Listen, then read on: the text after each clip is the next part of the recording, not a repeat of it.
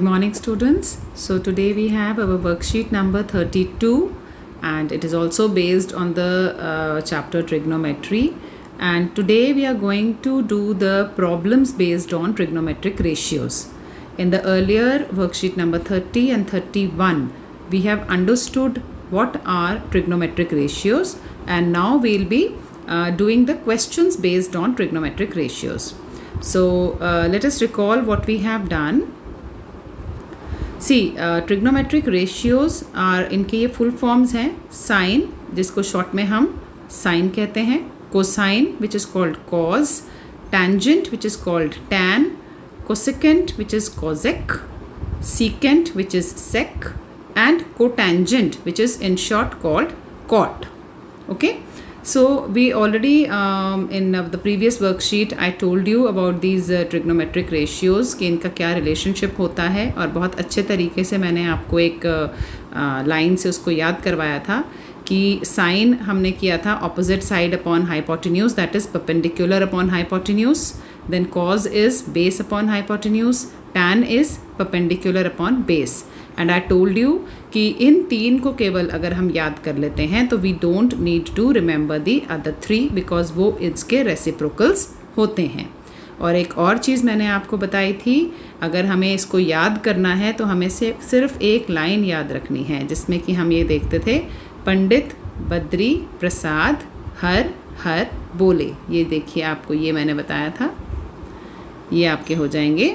सिर्फ आप अगर लेफ्ट हैंड साइड वाले देखिए, दैट इज़ द न्यूमरेटर्स, तो पंडित बद्री प्रसाद हर हर बोले. अगर आप ये याद रखते हैं तो आपको इनके सबके न्यूमरेटर्स पता चल जाएंगे, और again you can find out the denominators. Okay, so let us see this is just to recall. And ये हमारा राइट एंगल ट्रायंगल होता है, ये हमारा आपका ऑपोजिट साइड है. If we are seeing, this is the 90 degree angle. If you see this is 90 degree angle and this is angle theta. So angle theta जहाँ पर भी होगा उसके opposite वाला साइड perpendicular है आपका, और 90 डिग्री के opposite साइड hypotenuse होता है, और जो theta के बेस होता है उसको हम adjacent साइड कहते हैं. This is known as the adjacent side. Okay, and as I told you, हमें मालूम है कि आपस में रेसिप्रोकल्स वाले कौन से थे. तो here we can see, sine जो है वो कॉजेक का रेसिप्रोकल है, कॉज जो है वो सेक का रेसिप्रोकल है, एंड टैन कॉट का है. सो this is just for recalling कि हमने ये ऑलरेडी ये सब काम किया हुआ है. So we should remember this. ये सारे आपस में रेसिप्रोकल्स हैं. इफ़ वी सी हियर, ये वाला देखें तो कॉजेक आपका साइन का रेसिप्रोकल, सेक कॉज का, और कॉट टैन का. Okay, so coming to your examples. Now there are some examples given in our worksheet. पहले हम एग्जाम्पल्स को समझेंगे और उसके बाद हम ट्राई योरसेल्फ के क्वेश्चंस को करेंगे. So to make it easier I have done it on another separate sheet, because यहाँ पे थोड़ा क्लैरिटी कम है. So let us go there.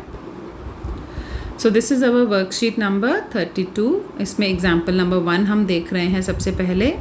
So if we see example number 1, we are given if 7 tan theta is equal to 4, find the value of 7 sin theta minus 3 cos theta upon 7 sin theta plus 3 cos theta. तो सबसे पहले मुझे दिया क्या है, solution में हम ये देखते हैं. हमें दिया क्या है कि 7 tan theta is equal to 4. तो tan theta क्या हो जाएगा, tan theta हो जाएगा 4/7. ओके, अब मुझे अपने क्वेश्चन में क्या दिया हुआ है, साइन थीटा. ठीक है ना, तो साइन थीटा दिया हुआ है, तो मुझे पता है साइन थीटा को अगर मैं कॉस थीटा से डिवाइड करती हूँ तो वो टैन थीटा बन जाएगा. तो हम क्या करेंगे, हम कहेंगे dividing the numerator and denominator by cos theta. तो हमने ये ले लिया, dividing numerator and denominator by cos theta. तो जब मैंने डिवाइड किया, तो जब हम डिवाइड करते हैं तो हम हर टर्म को डिवाइड करते हैं. तो 7 sine theta by cos theta किया, minus 3 cos theta by cos theta, फिर 7 sine theta by cos theta नीचे भी डिनोमिनेटर में, and plus 3 cos theta by cos theta. तो यहाँ पर जो है हमारे ये वाले कॉस थीटा जो हैं ये तो कट गए आपस में, ये दोनों, और यहाँ पर ये जो sign theta by cos theta है ये बन गया हमारा टैन थीटा. ठीक है, तो नेक्स्ट में अगर हम जाते हैं तो हमें पता चलता है ये 7 टैन थीटा माइनस 3 आ गया नीचे, और अपॉन 7 टैन थीटा प्लस 3 आ गया. तो अगर हम यहाँ गए, अब हमने क्या किया, अब हमारे पास ये जो टैन थीटा था, टैन थीटा की वैल्यू क्या दी थी हमें ऊपर, 4/7. यहाँ पर दी हुई थी हमें 4/7. 7, ये वाली, ठीक है। तो ये tan थीटा की वैल्यू मैं यहाँ पर इसमें पुट कर दूँगी इधर। तो यहाँ पर जब हम पुट करते हैं तो 7 × 4/7 आ जाएगा और -3 एंड 7 × 4/7 +3। तो यहाँ पर ये 7 7 आपस में कट गए तो क्या बचा, ऊपर आ गया 4 - 3 और नीचे आ गया 4 + 3। तो हमारा आंसर हो जाता है 1/7। क्लियर? ये पहला एग्जाम्पल आपको क्लियर हो गया होगा, I hope. Okay, now moving to the next example. So seeing the example number 2 में हमें क्वेश्चन में दिया गया है कि PQR एक राइट एंगल्ड ट्राइंगल है विच is right angled at angle Q, ठीक है। और हमें ये दिया हुआ है कि PR की वैल्यू है 13 और QP की वैल्यू है 12। तो अब हमें ये मालूम है बाय पाइथागोरस थ्योरम, अगर हमें दो वैल्यूज़ दी होती हैं हम थर्ड वाली वैल्यू को निकाल सकते हैं। तो यानी हम इसकी वैल्यू निकाल लेंगे QR की, और वे मैंने करके नहीं दिखाया है क्योंकि इतना एक्सपेक्ट कि आप लोगों को आता है। तो हमारी QR की वैल्यू आ जाएगी 5, ठीक है, by using Pythagoras theorem. Now in the question what are we suppose to do, we have to find the value of tan P - cot R। तो अब हम tan P निकालेंगे। अब एंगल P हमारा ये वाला है, तो अगर tan P मुझे चाहिए तो tan P क्या होता है, परपेंडिकुलर अपॉन बेस। तो परपेंडिकुलर क्या है मेरा, RQ अपॉन QP। तो इसकी वैल्यूज़ क्या है, 5/12। Okay, then I want cot of R। तो cot ऑफ R के लिए मैं यहाँ पर चली गई, मेरा एंगल R ये वाला है, ठीक है। तो cot ऑफ R क्या होता है, tan का रेसिप्रोकल, यानी बेस अपॉन परपेंडिकुलर। तो बेस क्या हो गया, अब एंगल R का बेस कौन सा है, ये वाला है, ठीक है। और एंगल R के लिए परपेंडिकुलर कौन सा है, ये वाला है। तो इसको हम क्या करेंगे, इसको हम लिखेंगे RQ upon PQ which is again 5/12। तो अब मेरे पास दोनों चीज़ों की वैल्यू आ चुकी है। अब मैं उनको क्वेश्चन में जो हमें फाइंड आउट करना था उसमें डाल दूंगी। तो tan P - cot R हो जाएगा 5/12 - 5/12। So again 0 is the answer. Okay, very simple. Okay, then moving to example number 3। Example number 3 थोड़ा सा आपका समझने वाला है, ज़रा ध्यान दीजिएगा यहाँ पर। तो इसमें हमें एक ट्राइंगल दिया हुआ है ABC and CD is the perpendicular to the side AB। And उसके बाद हमें ये दिया हुआ है कि if cos of angle A is equal to cos of angle B, यानी इस एंगल का जो कॉज है वो इस एंगल के कॉज के बराबर है, ठीक है। तो हमें प्रूव करना है कि एंगल A भी एंगल B के बराबर है, ये प्रूफ करना है हमें, ठीक है। चलिए अब हम पहले निकालते हैं कॉज ऑफ एंगल A। अब हम ट्राइंगल कौन सा लेंगे, ट्राइंगल ACD। जब हमने ट्राइंगल ACD लिया है तो उस ACD में कॉज ऑफ एंगल A क्या होगा, हमें पता है कॉज की क्या डेफिनेशन होती है, ये हो जाएगा हमारा बेस अपॉन हाइपोटेन्यूज। तो बेस क्या है मेरा AD और हाइपोटेन्यूज क्या है AC। तो कॉज ऑफ A आ गया AD upon AC। Then triangle BCD को देखते हैं दूसरे। तो यहाँ पर मुझे चाहिए cos of angle B। Cos of angle B के लिए मेरा बेस क्या है, अगेन BD एंड मेरा हाइपोटेन्यूज क्या है BC। तो BD upon BC। Okay, then we move to the next sheet.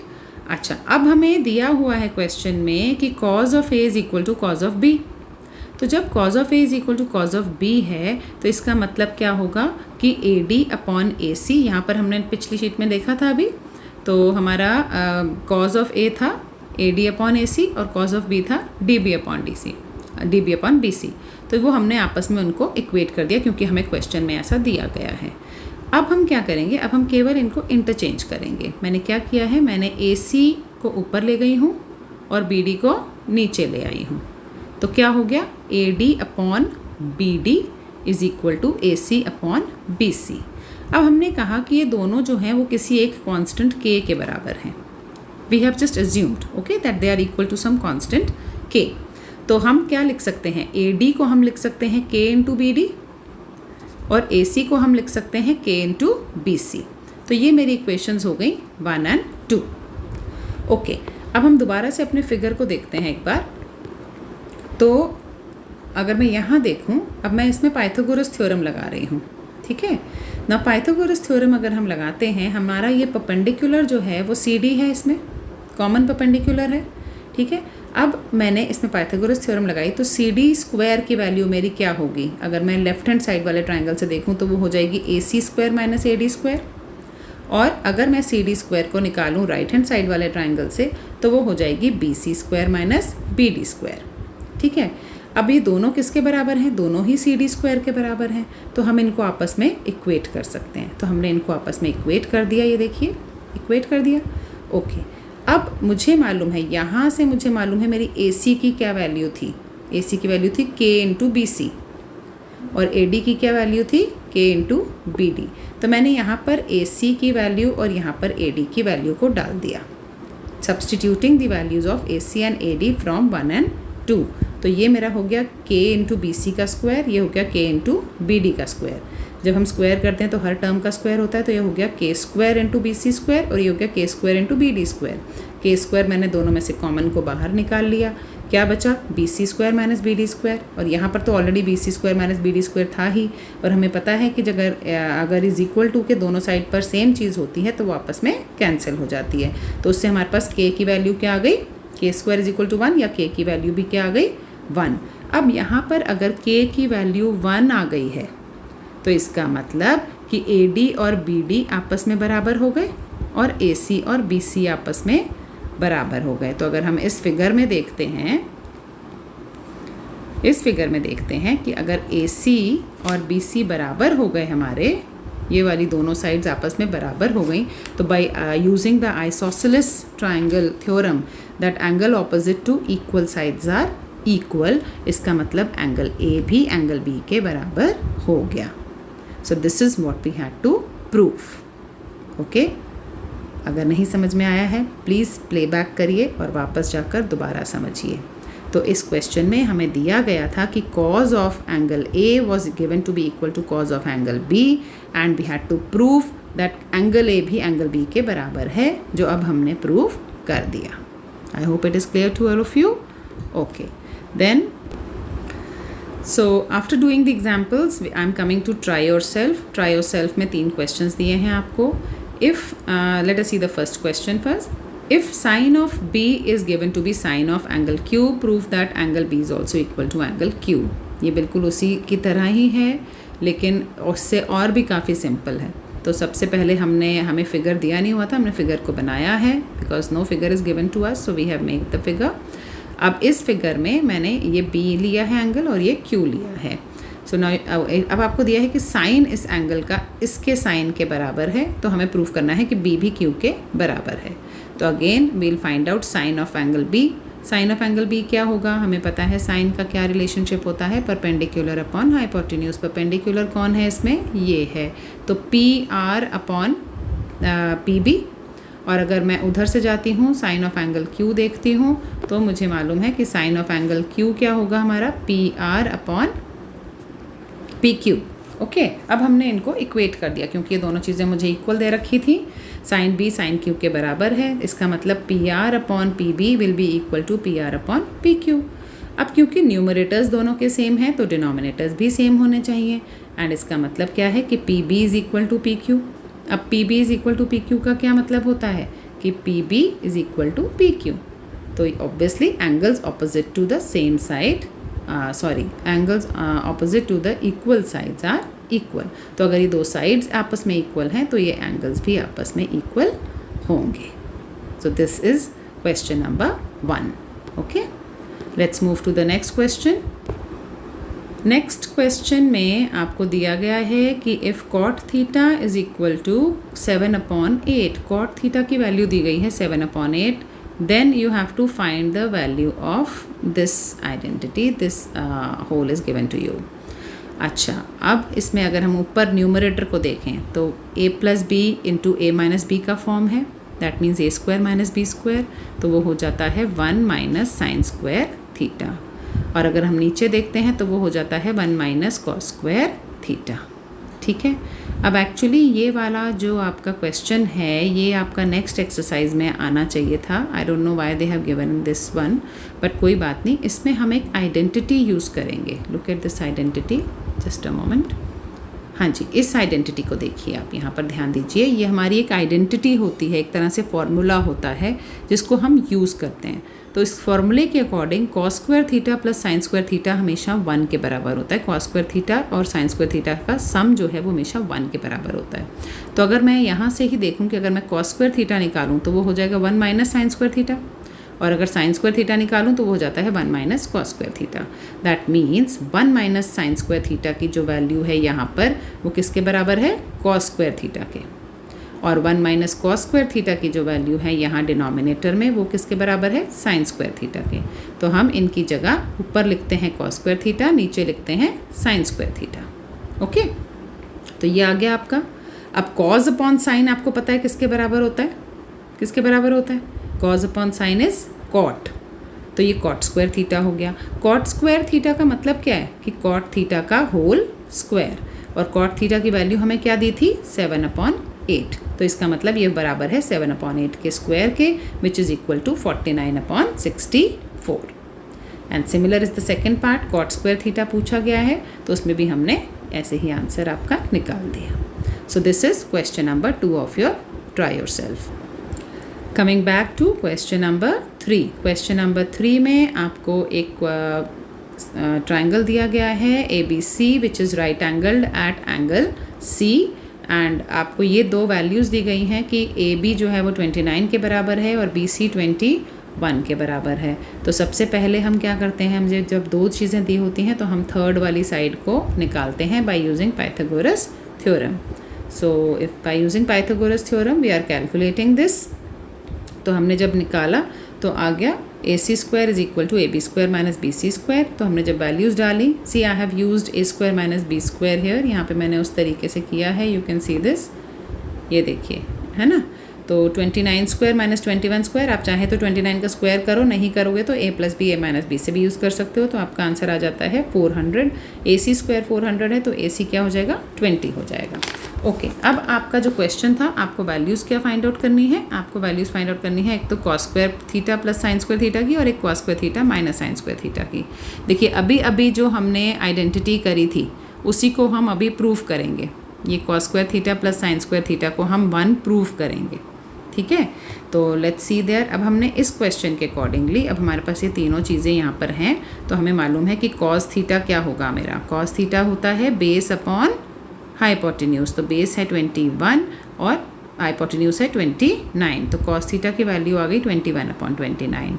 Then sine theta क्या होता है? Perpendicular upon hypotenuse. तो परपेंडिकुलर क्या है? 20, तो 20/29। अब मैंने इसमें वैल्यूज़ डाल दी। कॉस स्क्वायर थीटा निकाला 21/29 का स्क्वायर, साइन स्क्वायर थीटा 20/29 का स्क्वायर। हमने इनको ऐड किया है आपस में, तो ऐड करने से हमारे पास आ गया है 441/841 और यहाँ पर 400/841। एंड क्योंकि डिनोमिनेटर सेम है तो हम इनको ऐड करते हैं, तो we get 841/841 which is equal to 1। So we have just now proved the identity that cos square theta plus sine square theta will always be 1। Okay, अब नेक्स्ट पार्ट है cos square theta minus sine square theta, तो उसकी भी हमने value निकाल ली, तो वो हमारा आ जाएगा 41/841। So this is how we do the questions based upon the trigonometric ratios. तो इसी तरह के बहुत सारे क्वेश्चंस आपकी 8.1 में थे। अगर अभी भी किसी बच्चे ने वो क्वेश्चंस नहीं किए हैं, आई वुड रिक्वेस्ट यू कि इसको करने के बाद तो अब आपको अच्छे से समझ में आ जाएंगे कि वो क्वेश्चंस आपको कैसे करने हैं। So after doing worksheet number 32, जिन्होंने नहीं की थी 8.1, I would request all of you to certainly do those questions after this worksheet and show it to me, send it to me. Okay, so that's all for the day. Thank you.